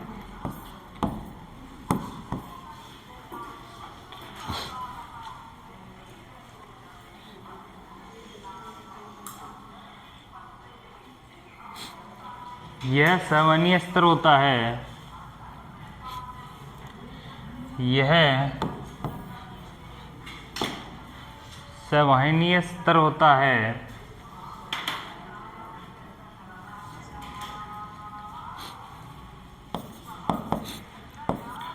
इसमें लिम्फ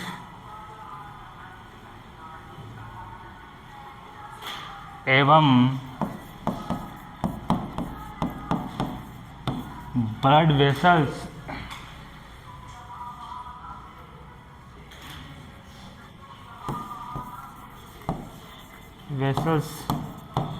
वितरित होती है।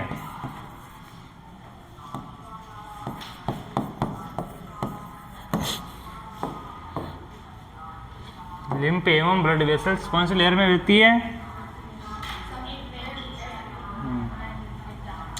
अगला लिखना, स्मूथ मसल्स।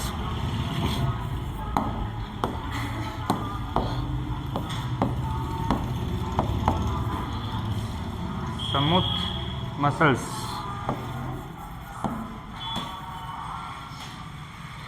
Smooth muscle.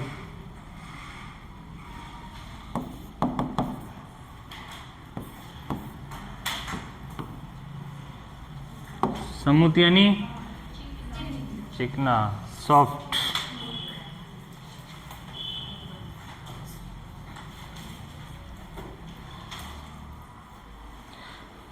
किस पे लिखना, इसका बाह्य स्तर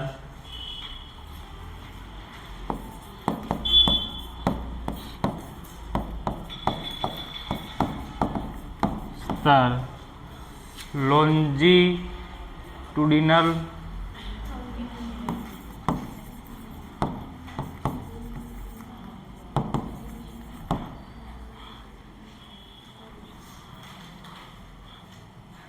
पेशी तंतुओं से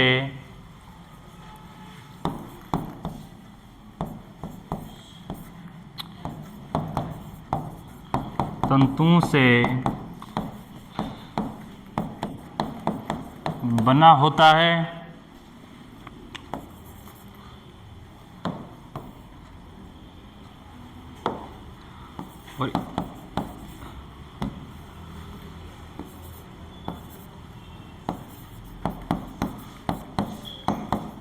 और इसका आंतरिक स्तर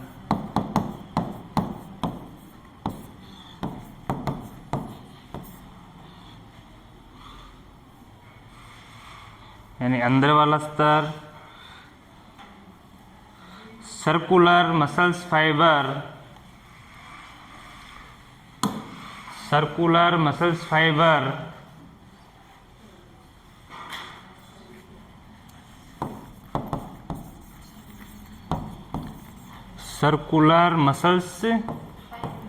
फाइबर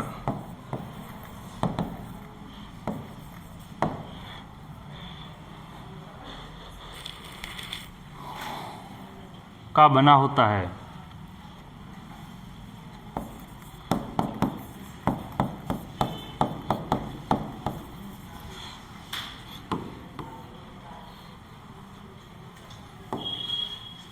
इसका बाहरी स्तर तो किसका बना होता है? लॉन्जिट्यूडिनल पेशी तंतुओं का, और आंतरिक स्तर सर्कुलर मसल फाइबर्स का बना होता है।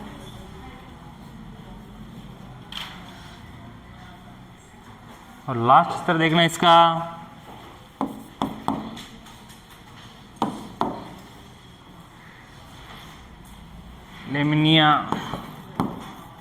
लेमिना पेरोपेरिया है।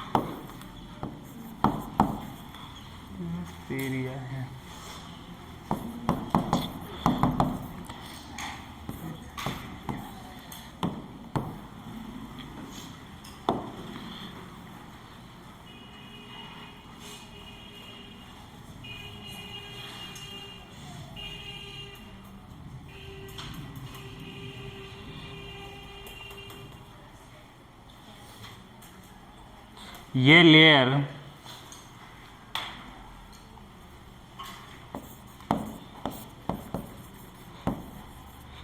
लेयर संवहनीय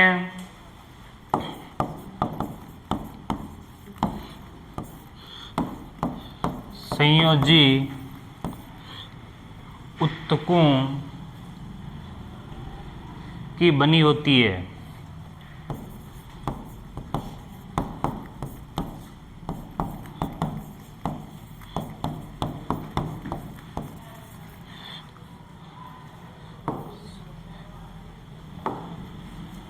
संवहनीय संयोजी ऊतकों की बनी होती है।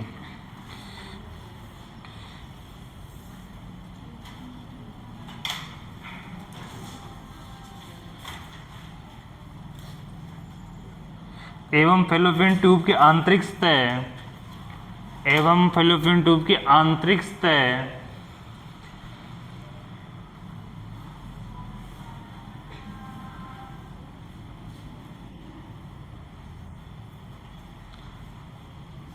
कसाब युक्त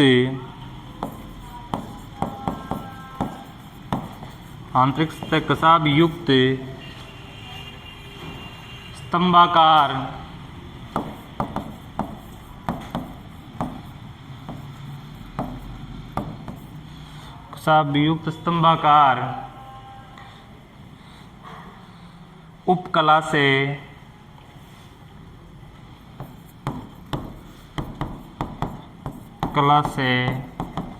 आश्रित होती है।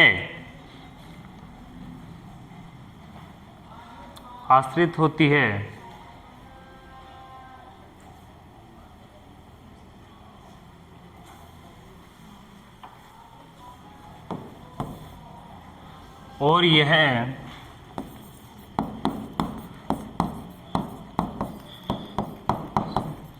सिलिया ओवम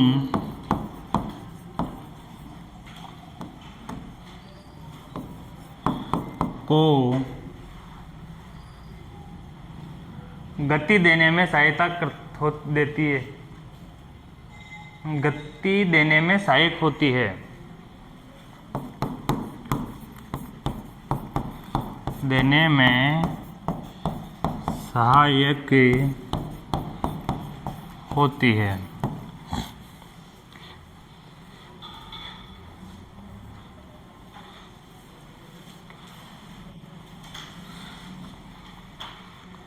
हेडिंग लगाना इसमें ब्लड सप्लाई,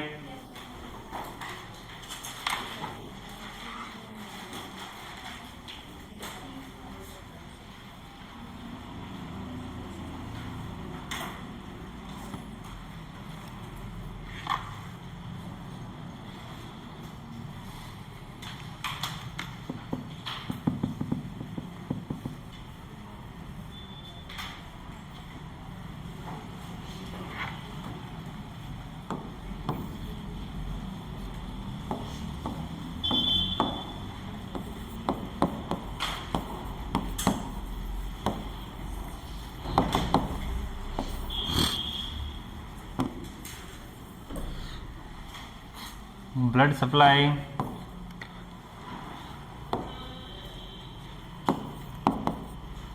ब्लड सप्लाई में लिखना आर्टरी, कौन सी आर्टरी दे रही है ब्लड सप्लाई में? पहली कौन सी? Uterine artery, ovarian artery,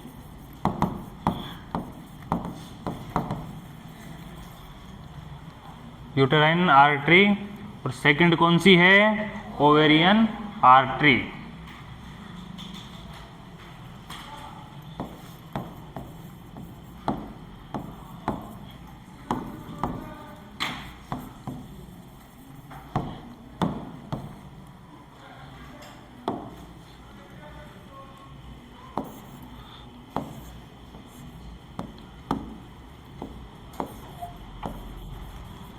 when कौन सी है?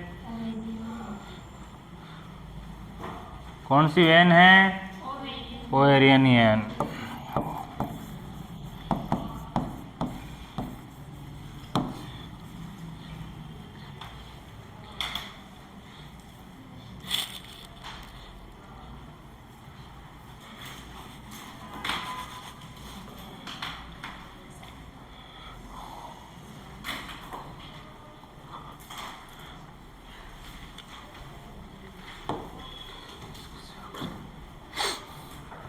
अब इसके कार्य लिखना, फंक्शंस।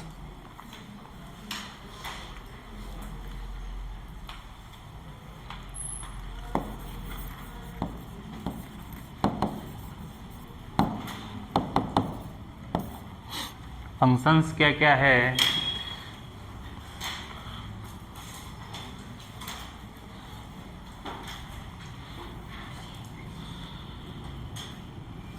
स्पर्म को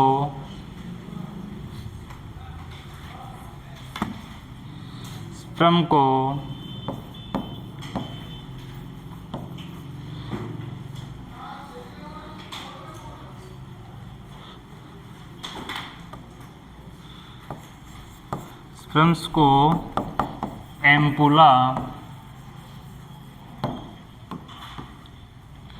स्पर्म्स को एम्पुला की ओर गति प्रदान करने में सहायता करती है। स्पर्म को एम्पुला की ओर गति प्रदान करने में सहायता करती है।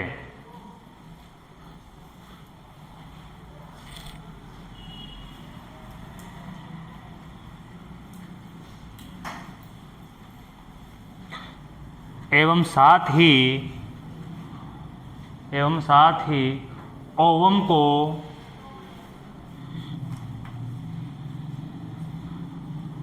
यूटेरस की ओर गति प्रदान करने में साथ ही ओवम को यूटरस की ओर गति प्रदान करने में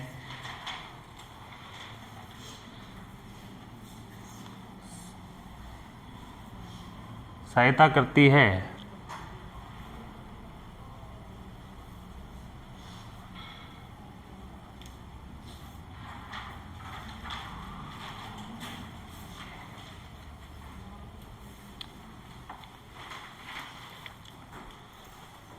नेक्स्ट लिखना है इसमें एरो लगा के, स्पर्म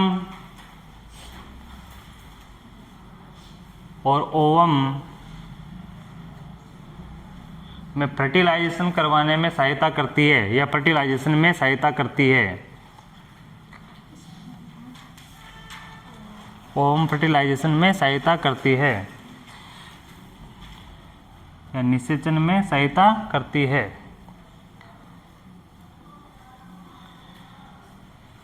और लास्ट लिखना, निषेचित ओवम को या फर्टिलाइज ओवम को, निषेचित ओवम को यूटेराइन कैविटी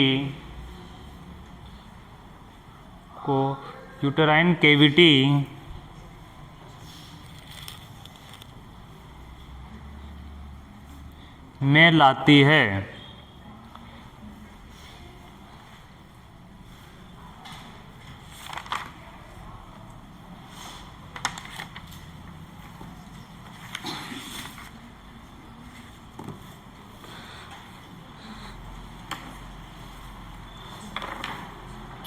तो फिलिपिन ट्यूब भी खत्म है।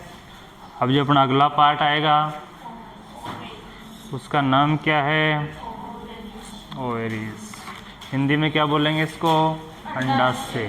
क्या बोलेंगे? अंडाशय। तो हेडिंग लगाओ, मेन हेडिंग, फोर्थ हेडिंग,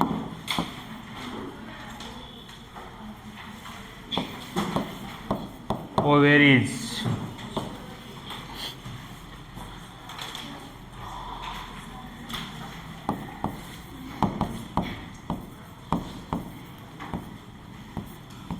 अंडाशय।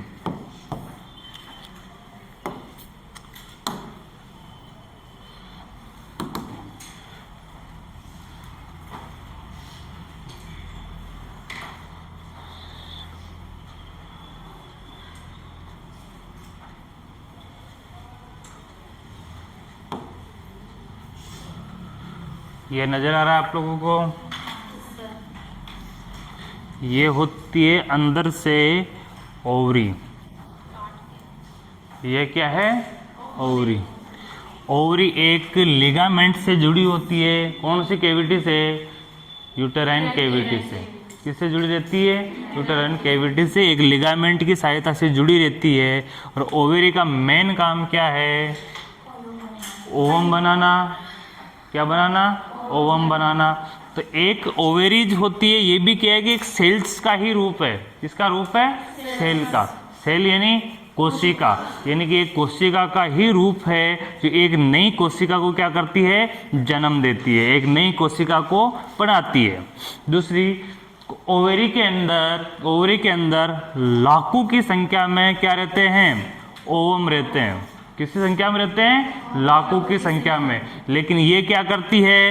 एक एक को परिपक्व करती है और क्या करती है? बाहर निकालती है। एक एक को क्या करती है? परिपक्व करती है और बाहर निकालती है। ठीक है। जो इसके पार्ट है, कौन कौन से पार्ट है, क्या सिस्टम है, ऐसा कैसा ही चित्र बना सकते हो? बना सकते हो? तो चित्र बना लो। चित्र का काम आज करते हैं, कल समझने और लिखने का ही काम रहेगा।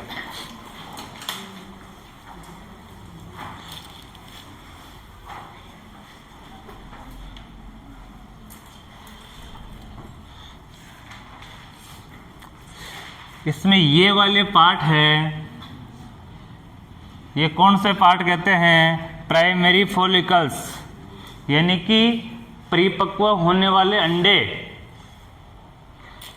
एग नेस्ट यानी यानी कि नेक्स्ट टाइम में परिपक्व होने वाले एक स्टोर है सेकेंडरी फॉलिकल्स, कि यहाँ से परिपक्व होना प्रारंभ करते हैं तो धीरे धीरे आगे बढ़ते जाते हैं, धीरे धीरे आगे बढ़ते जाते हैं। मैच्योर फॉलिकल्स यहाँ मैच्योर होते हैं, उसके बाद इस भाग से क्या कर दिया जाता है, इसको त्याग दिया जाता है।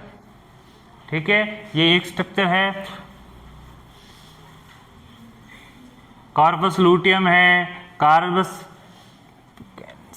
एल्बिकेंस है, ओरिज लिगामेंट है, इनके नाम है, इनके बारे में कल पढ़ेंगे हम। ओवुलेशन यानी कि ओवरी से बाहर निकलना क्या कहलाता है, ओवुलेशन। तो इसको लिखो अभी, तो कैसे कैसे चित्र बना लो।